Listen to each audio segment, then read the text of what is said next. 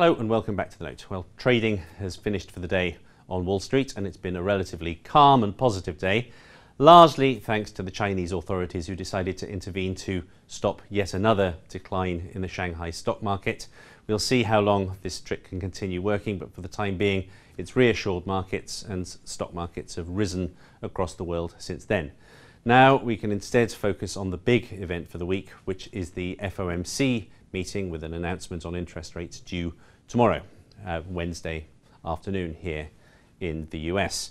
Now, as far as the market is concerned, the probability is now only about 20% that we will see a rate rise in September. Nobody thinks there's going to be a rise this week.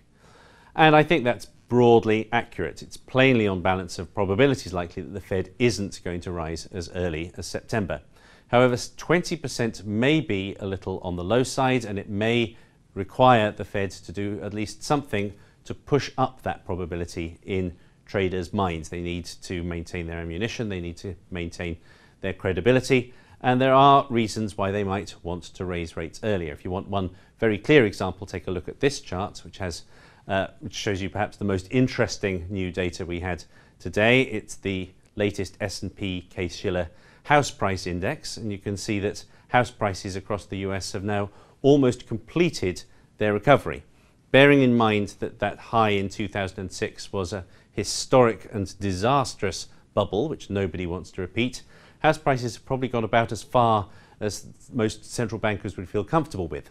Then if you take a look at that other line, the 30-year benchmark mortgage rate, you can see that that was possibly one of the greatest achievements of the last round of QE by the Fed. It kept mortgage rates cheaper for lower, helping that recovery in the housing market.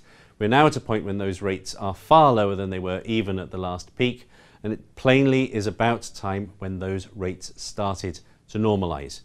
What does that mean for this next meeting we're about to have? I suspect it means that the Fed will alter the language in its statement in a more hawkish direction, emphasising the strength in the economy and trying to recalibrate market expectations to leave it the option of a rise in September, even if that rise remains unlikely. As the market isn't particularly braced for that, that does mean there is a chance of some fireworks after the announcement.